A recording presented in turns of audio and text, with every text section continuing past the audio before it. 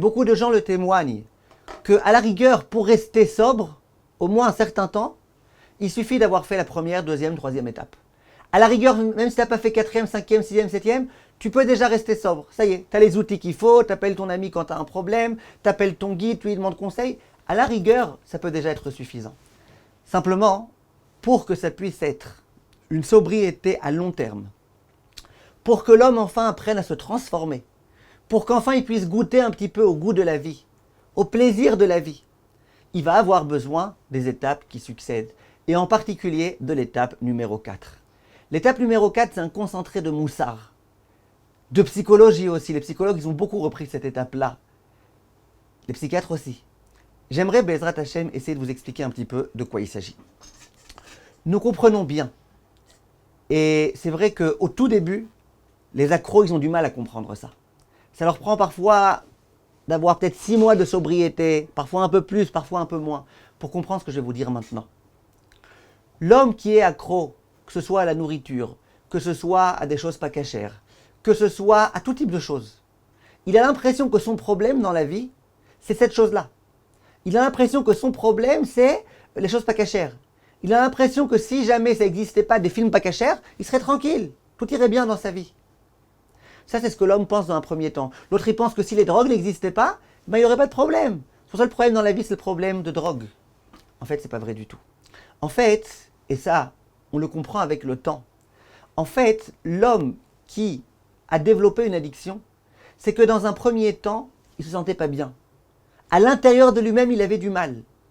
Pourquoi il avait du mal, vous vous étonnerez pas. Que plein de personnes addictes racontent qu'ils ont eu une enfance douloureuse, qu'ils se sont toujours sentis tout seuls, que jamais ils ont eu vraiment des amis, etc., etc. Pas tout le monde, mais beaucoup.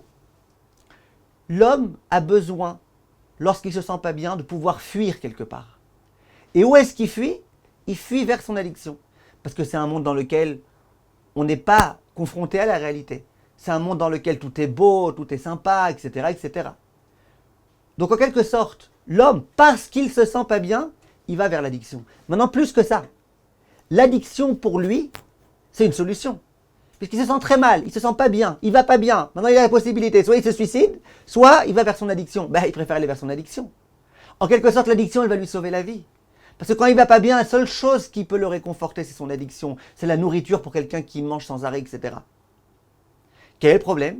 C'est qu'au bout d'un moment, cette solution, ça devient en soi un problème. Au bout d'un moment, ça ne suffit pas. Il faut ajouter en quantité, il faut rajouter en qualité d'addiction, en quelque sorte, pour qu'enfin on puisse avoir du plaisir. Et ça devient rapidement un problème. Mais dans un premier temps, c'était une solution.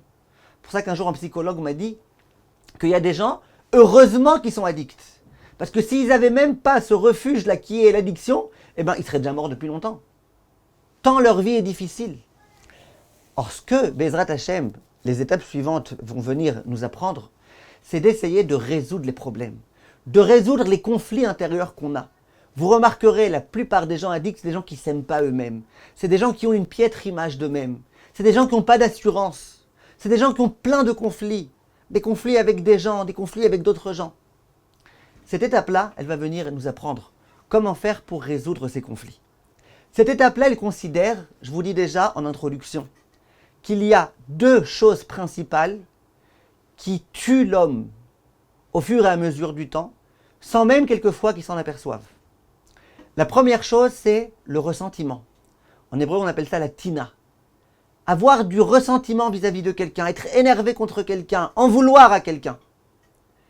La deuxième chose, c'est la peur. Quand quelqu'un, il en veut, il en veut, il en veut à l'autre, il en veut, c'est du poison. C'est un poison intérieur qu'il va avoir, qui va faire qu'il va se sentir mal, qui va faire que finalement il va devoir fuir. Le numéro 1 des facteurs déterminants qui mènent vers l'addiction, c'est ça. C'est celui qui à l'intérieur, il en veut. Il peut en vouloir à lui-même, il peut en vouloir à ses parents, il peut en vouloir à ses frères et sœurs, à son patron, à telle et telle institution. Mais tant que la personne elle a du ressentiment, ça la tue. Une personne normale, pas addicte, ça lui fait du mal à l'intérieur de lui-même. Le ressentiment, et ça les Chachmei Moussar, ils le disent depuis longtemps. Simplement, une personne addicte, c'est mortel pour elle.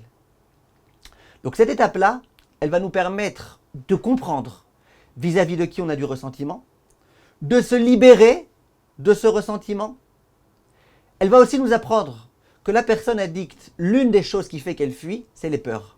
Les peurs et les angoisses. Je ne parle pas de l'angoisse où d'un coup tu trembles. Je parle de la peur. Regardez quelqu'un de normal.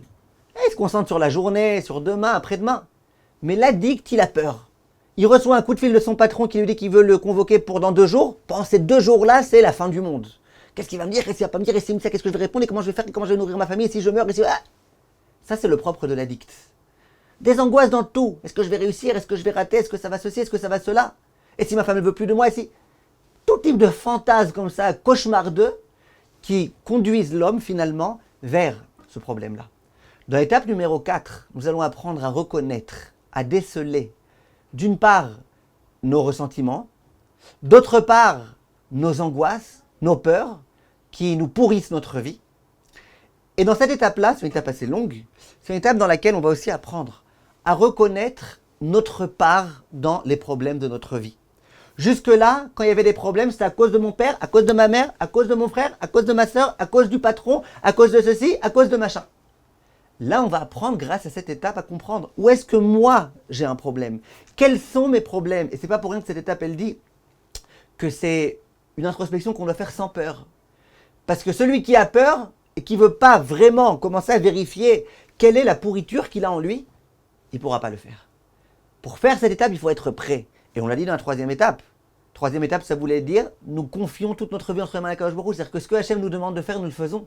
Ça, Hachem, il demande de le faire. Le Cheshbon HaNefesh.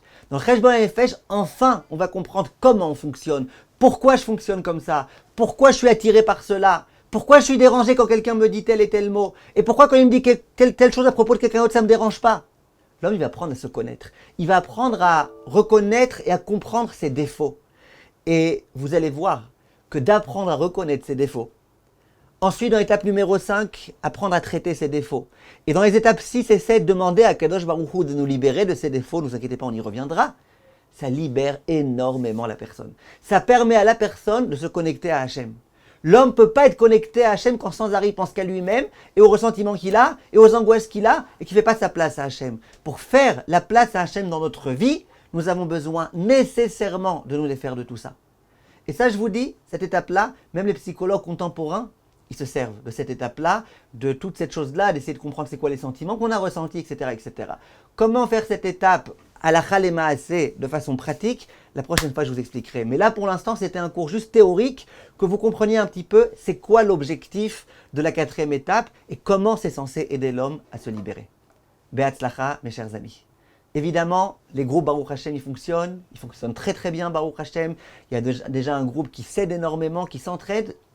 Donc ne vous inquiétez pas, si vous voulez, si vous vous sentez concerné, venez rejoindre notre groupe et vous verrez combien vous allez avoir Bezrat Hashem, beaucoup de réussite, non seulement pour réussir à vaincre votre addiction, mais en plus pour réussir à devenir des gens meilleurs dans votre vie, des gens heureux, des gens sereins. Be'atzlacha.